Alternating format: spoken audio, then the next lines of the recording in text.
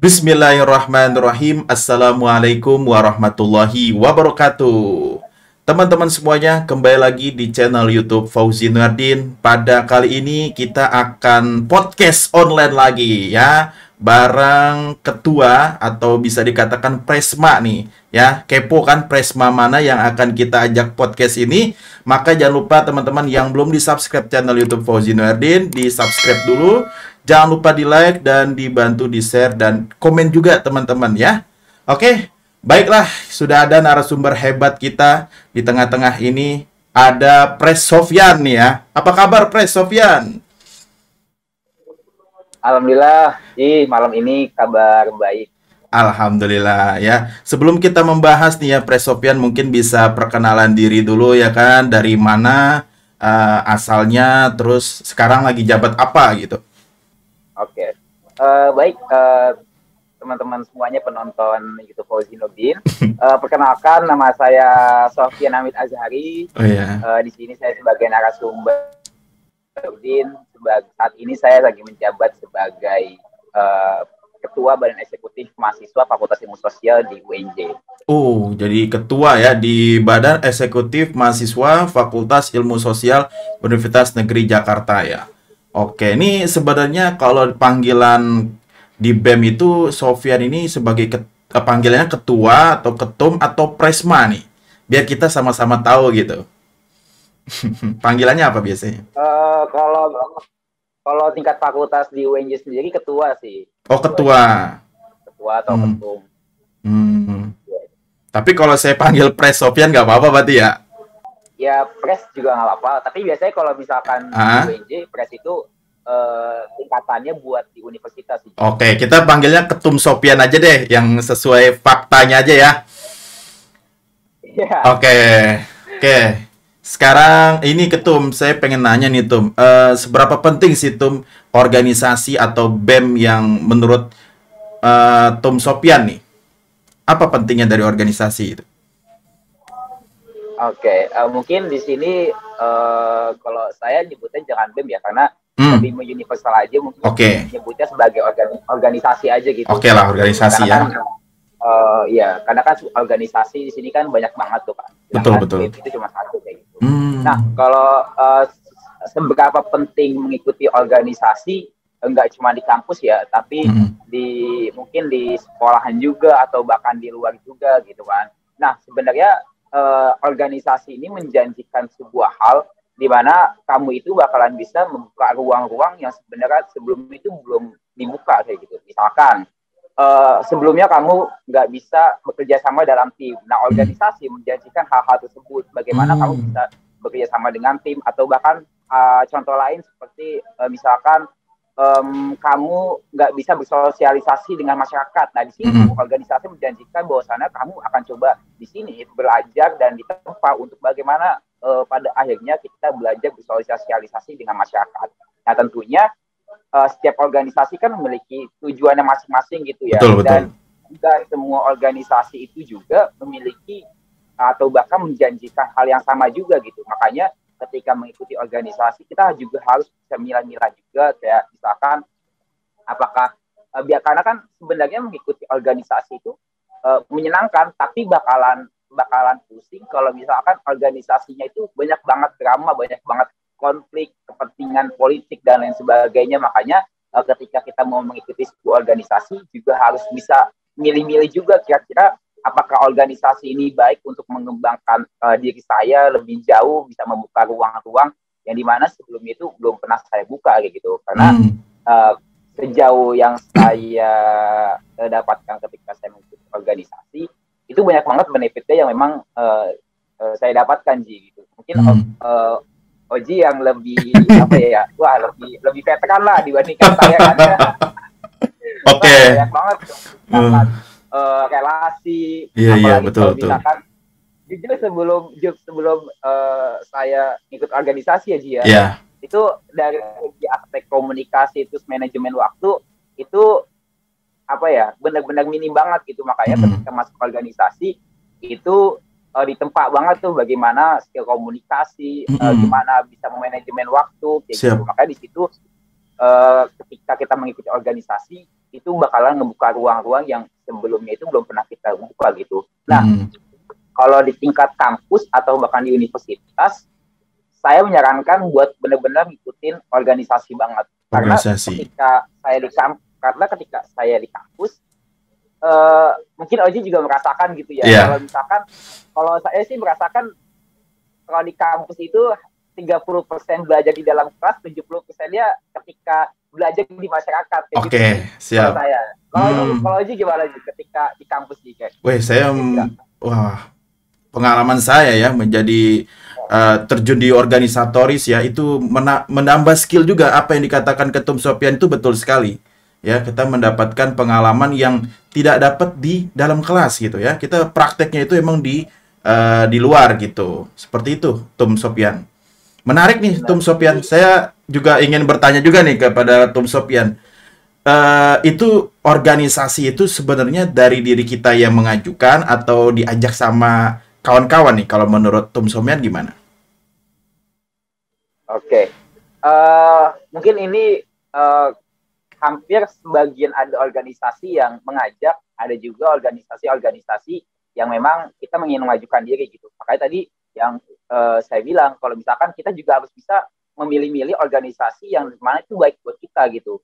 Karena ada juga organisasi-organisasi yang pada akhirnya mereka mungkin terdefisit kader dan mereka ingin mencari kader-kader selanjutnya, mereka coba untuk mengajak tuh mahasiswa-mahasiswa atau bahkan mungkin murid-murid gitu untuk masuki organisasi tersebut kayak gitu. Tapi ada juga organisasi yang memang membuka misalkan kayak open recruitment yang dimana ini terbuka loh buat kalian yang pengen mengembangkan soft skill atau hard skill di sini. Inilah waktunya buat kalian masuk ke dalam organisasi kami kayak gitu. Makanya harus bisa milih-milih juga sih ketika diajak atau bahkan ada organisasi-organisasi yang open recruitment kayak gitu sih. Karena setiap organisasi kan memiliki culture-nya masing-masing kayak gitu. Jadi kita juga harus pintar-pintar sih dalam memilih organisasi tersebut. Oke.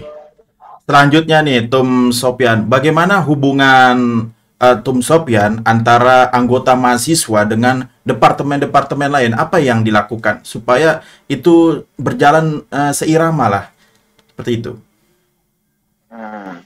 Kalau saya sendiri kan di BEM ya. Ya, siap. BEM ini kan sebagai organisasi pemerintahan gitu. Ya, kita sebagai pemerintah lah gitu. Pemerintah di dalam kampus. Makanya ada sebutan di mana kampus ini sebagai miniatur negara kayak gitu. Karena BEM ini punya tingkatan-tingkatannya kayak misalkan BEM Prodi atau bahkan Hima, terus juga BEM fakultas, ada juga BEM universitas. Nah, kalau misalkan di tingkat prodi itu masuknya ke dalam tingkat-tingkat daerah kalau misalkan di dalam ruang lingkup pemerintahan negara. Nah, kalau misalkan fakultas ini kayak misalkan gubernur kayak gitu. Nah, kalau misalkan BEM universitas ini masuknya ke dalam dia masuknya ke presiden. Tapi setiap kampus itu punya sebutannya masing-masing sih. Ada juga yang Dema, ada juga yang apalagi tuh. Pokoknya setiap kampus punya sebutan masing-masing sih. Tapi kalau di UNJ sendiri kita menyebutnya sebagai Badan Eksekutif Mahasiswa, sebagai organisasi pemerintahan. Dan tadi bagaimana BEM ini selaras dengan mahasiswa, kita BEM ini sebagai organisasi pemerintahan sebenarnya fungsinya adalah satu, mengadvokasi mahasiswa agar mahasiswa itu bisa kuliah semuanya. Sama kita bagaimana menjawab permasalahan-permasalahan yang ada di mahasiswa kayak gitu. Tapi nggak cuma mahasiswa doang, tapi masyarakat secara luas kayak gitu. Karena kita juga secara nggak langsung mahasiswa atau BEM itu sendiri kita punya tanggung jawab buat menunaikan yang namanya tridharma perguruan tinggi. Nah, mungkin itu yang harus benar-benar dipahami sama mahasiswa.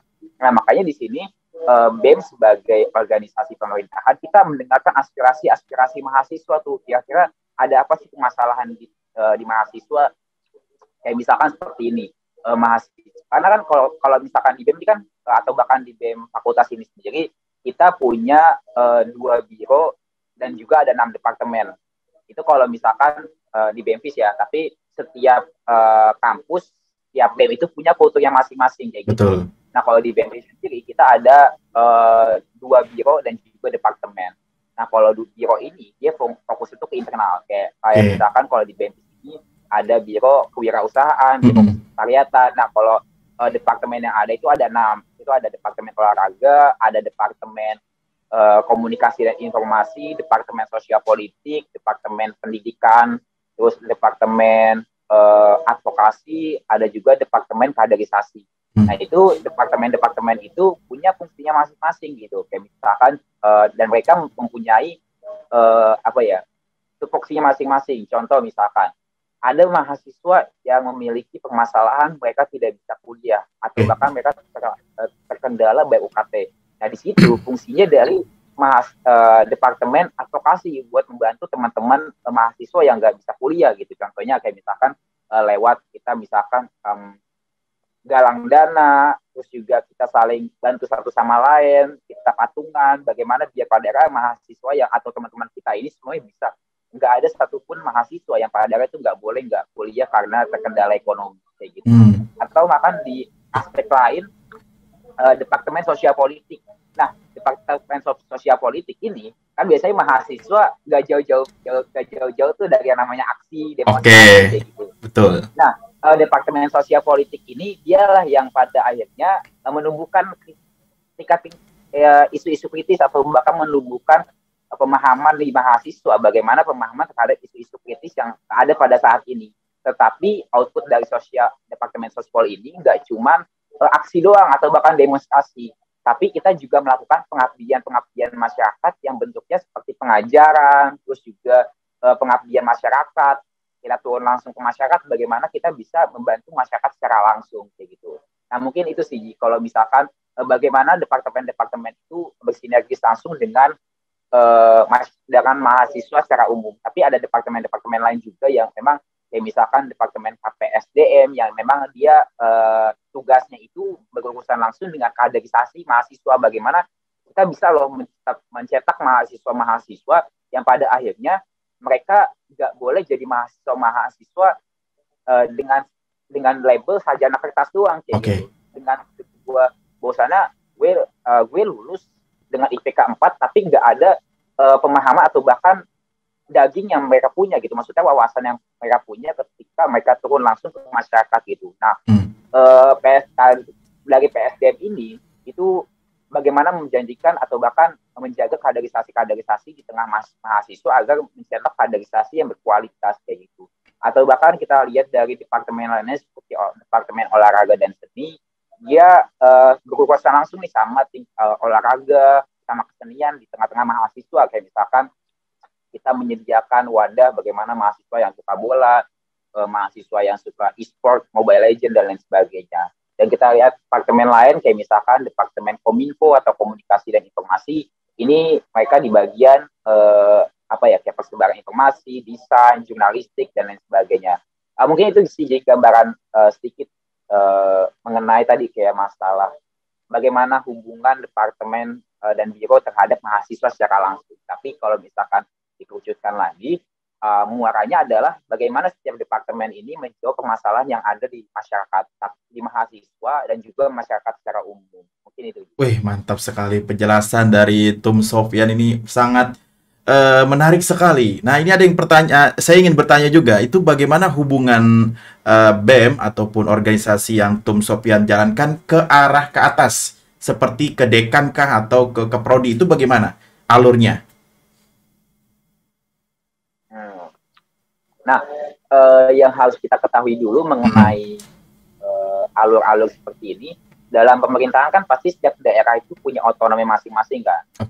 Mereka punya otonom bagaimana mereka ini punya kuasa buat mengatur daerah mereka sendiri gitu. Jadi BEM fakultas ini juga kita nggak punya kuasa untuk mengatur bagaimana daerah-daerah kita, bagaimana atasan kita, presiden kita kayak gitu. Jadi kita mengurusi bagaimana di tingkat gubernur itu sendiri.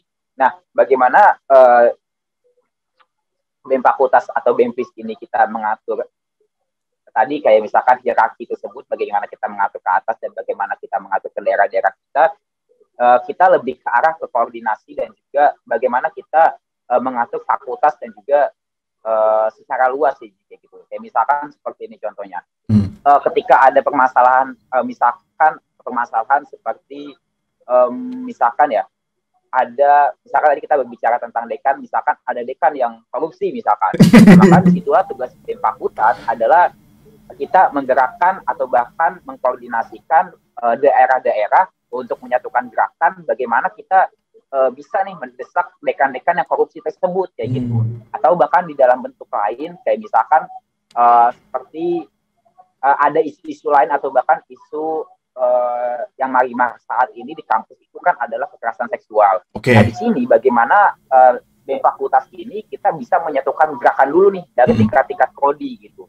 Jadi mengenai hierarki ini, BEM Fakultas ini lebih ke arah bagaimana kita menaungi setiap prodi-prodi yang ada kayak gitu. Jadi kayak misalkan konsorsia UNJ kan ada 11 prodi tuh. Maka tugas dari BEMFIS ini adalah kita menaungi 11 prodi ini, bagaimana kita menyatukan 11 prodi itu, mendengarkan aspirasi mereka. BEM Fakultas ini sendiri dalam hubungan ke prodi ini kita lebih ke arah bagaimana kalau misalkan divisi UNJ ini kan kita ada 11 prodi kan.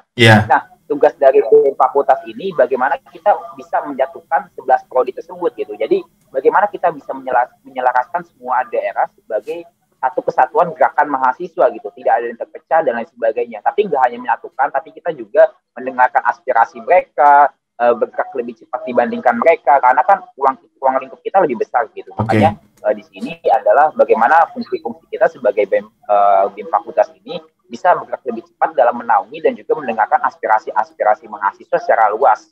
Di sini tanggung jawab kita ini lebih ke arah Fakultas Ilmu Sosial. Mungkin itu sih.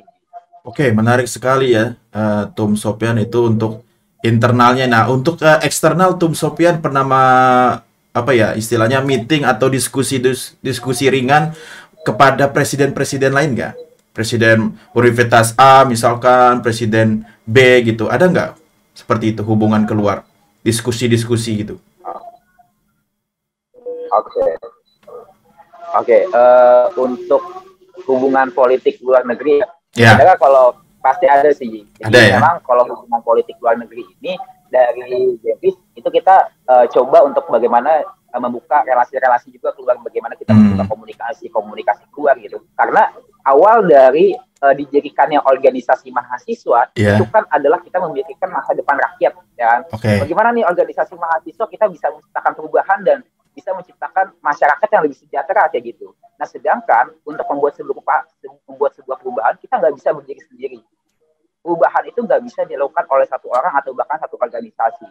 Nah, makanya di sini kita sebagai organisasi mahasiswa dalam hal fakultas itu kita nggak bisa berdiri sendiri. Makanya diperlukan bagaimana kita membuka dan juga berkawan dengan teman-teman lainnya yang sejiwa dengan kita, dan kita juga bagaimana berkawan dan melawan mereka-mereka yang pada akhirnya menyimpang, dan juga bagaimana kita melawan ketidakadilan dan juga ketimpangan agar menciptakan sebuah perubahan di tengah masyarakat juga gitu. Nah, melihat dari situ bahwasannya kalau misalkan dari BEMFIS sendiri kita juga keluar nih bagaimana kita bersolidaritas dan juga beraliansi dengan yang lain-lainnya agar kita tadi bisa menciptakan sebuah perubahan. Karena yang harus diketahui bahwasanya perubahan itu nggak bisa dilakukan oleh satu orang ataupun satu organisasi. Kita harus berkumpul dan bersolidaritas bagaimana kita bisa menciptakan sebuah perubahan yang berkelanjutan. Karena ya harus kita pahami bahwasanya perubahan itu adalah sebuah niscaya sih. Wis, mantap sekali. Oke, ini mungkin pertanyaan terakhir ya, Tum Sopyan. Adakah pesan-pesan untuk diri sendiri, untuk Tum Sopyan, untuk para pemirsa yang menonton video ini ya, terkait pengalaman-pengalaman Tum Sopyan ini kan sedang menjabat juga ya, menjadi ketua umum BEM lah istilahnya. Benar, oke. Pesannya dia kepada teman-teman semuanya terkait dari organisasi ini, saya rasa organisasi itu sangat wajib diikuti sih, dan sangat disayangkan mungkin saya bicara dengan dalam ruang lingkup secara universal, jadi nggak cuma mahasiswa aja, tapi juga mungkin dalam tingkat-tingkat sekolah gitu. Organisasi ini menjanjikan sebuah hal di mana teman-teman akan membuka ruang-ruang yang di mana teman-teman itu belum bisa, yang belum teman-teman buka. Ya misalkan tadi seperti teman-teman akan coba belajar bagaimana teman-teman berpikir kritis, teman-teman memahami permasalahan sosial yang ada, teman-teman bersosialisasi, teman-teman turun ke masyarakat, dan organisasi di sini sebagai wadah teman-teman itu wadah yang sangat penting banget buat perkembangan teman-teman. Tapi yang harus teman-teman pahami sebelum teman-teman ikut organisasi, teman-teman juga harus paham apakah organisasi tersebut baik untuk teman-teman atau enggak. Saya percaya bahwasannya semua organisasi itu awalnya memiliki tujuan yang baik, tapi pada akhirnya karena akibat dari orang-orang yang ada di dalam kepengurusan tersebut, maka organisasi tersebut bisa menyimpang. Nah, sebelum teman-teman mengikuti organisasi, teman-teman harus paham itu organisasi ini bagaimana track recordnya, bagaimana orang-orang yang di balik kepengurusan tersebut, agar teman-teman ketika mengikuti organisasi, teman-teman nggak cuma puyang doang gitu, teman-teman nggak cuma budak organisasi. Karena sejauh yang saya tahu, bahwasanya organisasi itu menyenangkan, tapi bakalan pusing kalau misalkan organisasi itu banyak banget drama. Gitu. Kayak misalkan debat dan lain sebagainya gitu. Nah, setelah apa yang saya pahami terhadap organisasi dan belajar di kelas, ternyata belajar di kelas itu cuma 30% dari 100% kita belajar gitu ketika di sekolah ataupun di kampus. Karena saya di kampus ya, mungkin saya coba melihat dalam ruangan lingkup ke kampus. Nah, di sini ketika belajar di kampus itu ternyata 100% kita belajar di kampus, itu 30% di kelas itu cuma 30%, karena isinya itu cuma teori, diskusi dan lain sebagainya. Dan sisanya 70% itu kita belajar ketika kita terjun ke masyarakat, ketika kita bersosialisasi dengan masyarakat, berorganisasi dan lain sebagainya. Makanya agar teman-teman bisa mencapai 100% tersebut, teman-teman bisa mengikuti organisasi. Tapi nggak cuma organisasi sih. Ada juga hal-hal lainnya, kayak misalkan teman-teman bisa ikut magang, teman-teman bisa ikut volunteer dan lain sebagainya. Tapi karena di sini kita membahas organisasi, maka teman-teman bisa nih coba bagaimana 70%-nya itu teman-teman bisa terapkan di dalam organisasi kayak gitu. Karena ketika teman-teman masuk di dunia kampus, itu teman-teman itu seperti kayak mau berperang gitu. Kayak kita harus siapin kayak ada senjata dan lain sebagainya. Jadi ketika teman-teman udah terjun atau bahkan teman-teman udah lulus dari pasca kampus, teman-teman udah siap gitu.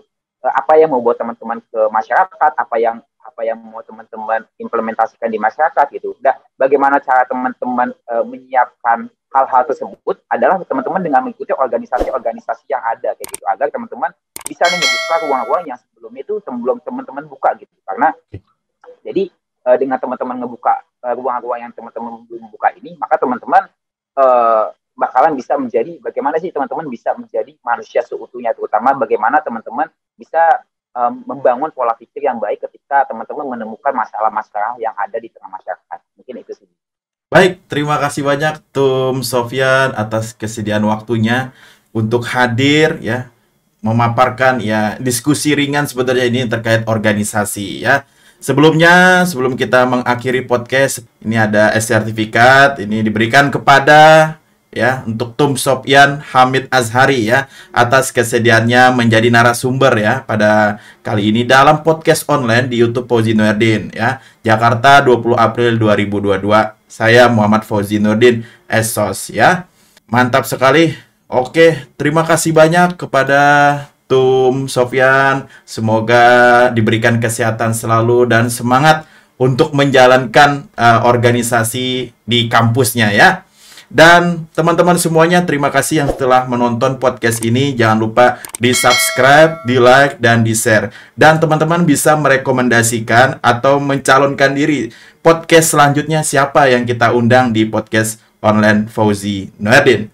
Oke. Terima kasih, mohon maaf kalau ada salah-salah kata. Akhirul kalam, wassalamualaikum warahmatullahi wabarakatuh.